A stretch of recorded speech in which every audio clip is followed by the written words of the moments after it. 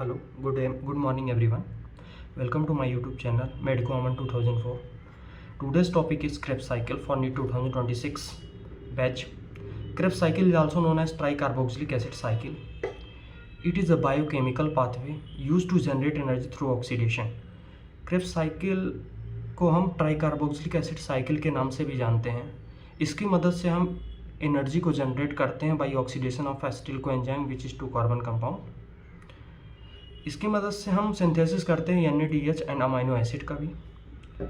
बात करें eukaryotics organism में तो ये माइटोकॉन्ड्रिया में ये प्रोसेस होता है ट्राइकार्बोक्सिलिक एसिड साइकिल या क्रेब्स साइकिल. बात करें प्रोकैरियोटिक ऑर्गेनिज्म में तो ये प्रोकैरियोटिक ऑर्गेनिज्म के साइटोसोल में होता है. Let's start. ग्लूकोज जो 6 कार्बन कंपाउंड था, ग्लाइकोलिसिस की मदद से हमने 2 मॉलिक्यूल ऑफ पायरुवेट बनाया था जो कि 3 कार्बन का था. पायरुवेट का फिर फर्दर ऑक्सीडेशन हमने कराया पायरुवेट डिहाइड्रोजिनेज एंजाइम के प्रेजेंस में, तो हमको एसिटिल कोएंजाइम 2 कार्बन का कंपाउंड मिला. देन फर्दर ये 2 कार्बन का कंपाउंड इन्वॉल्व होता है क्रेब्स साइकिल या ट्राइकार्बोक्सिलिक एसिड साइकिल में. एसिटिल कोएंजाइम जो 2 कार्बन का मॉलिक्यूल होता है वो ऑक्जेलो एसिटिक एसिड 4 कार्बन के मॉलिक्यूल के साथ मिलकर सिट्रेट सिंथेज एंजाइम के प्रेजेंस में सिट्रेट बनाता है जो कि 6 कार्बन का कंपाउंड है.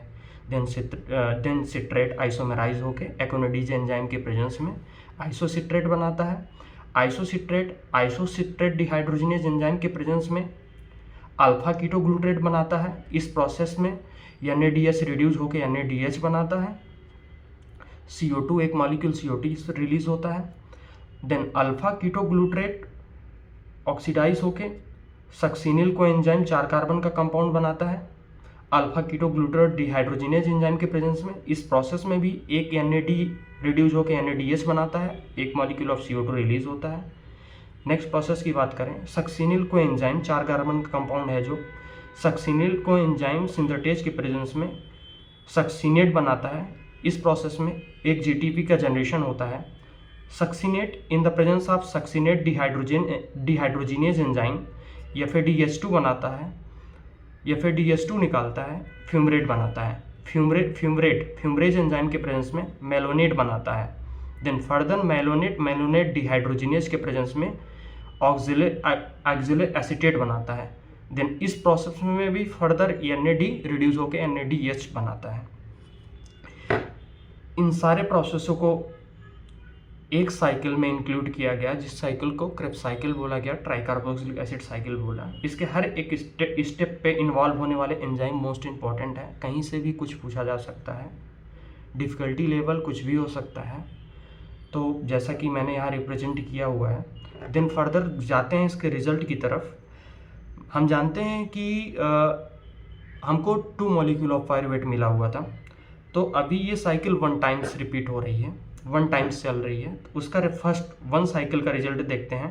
3 molecule of NADH, 1 molecule of FADH2, 1 molecule of GTP, 2 molecule of CO2.